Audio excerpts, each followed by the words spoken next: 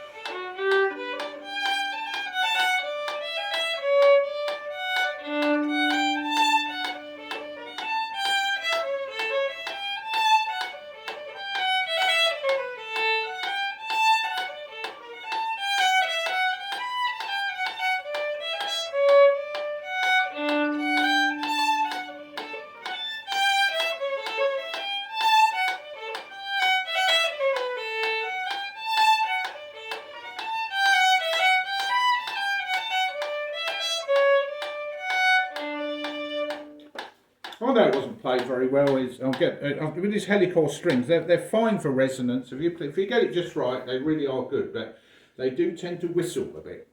If you're playing it a bit tentatively, as I know, you've got to play out more to get the full resonance of the strings. They're helical, but very, very good for folk music because of the really full resonance of those things.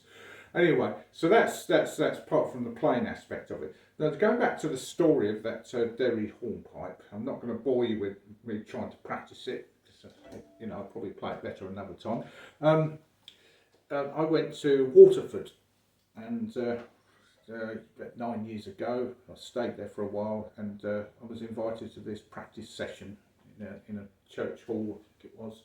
A priest came along, an Irish Catholic priest, and he said he was quite interested in what we were doing, what we were playing, and he had this handwritten manuscript of that tune, and then he had about 14 variations of it. I mean, I wouldn't have a clue how to vary that, because Frankie Gavin plays it with a melodeon player, which I forget the name. He plays it at quite a lick speed, and he also plays it in E flat, but he's obviously cross-tuned the violin, he's tuned it up a semitone, because these instruments are, the Irish melodeon is tuned to E flat, as lots such as the bagpipes are in Scotland. You know, it's so fiddle players, in order to get the open string sounds, you normally have to tune up, otherwise, you know, messing around with a capo, which doesn't really work very well on the violin. Maybe it does, I don't know. You've got these capos where you've got like a tuner combined with a capo things. I think it does exist, but yes, and the thing is, and I would have liked to have had a copy of that, because playing at that speed, he wouldn't play any faster than that speed. It was crochet 126, and to get the variations in, and I tried it with Good Natured Man, but as I'm classically trained, my variations, I've tried 5, tend to sound rather classical, and I think if you're brought up on this style of music, Irish music, you do your variations that are traditional, and it's something probably I won't be up to doing, and it was quite incredible. But I mean, I don't know his name, but it's just it's a one-off thing. You get presented with a manuscript like that, and you're looking through it. It's all handwritten, and how incredible was that? I mean, you probably, for love or money, would you get whether he's published it? I don't know what he's done, but anyway. So it's nice for chatting on that anyway. So I'm going to keep practicing with my metronome, and that helps me in the listening to a beat, which you do in your ears, because I mean, I watched the Isle of Wight festival, and you've got Glastonbury this weekend as well.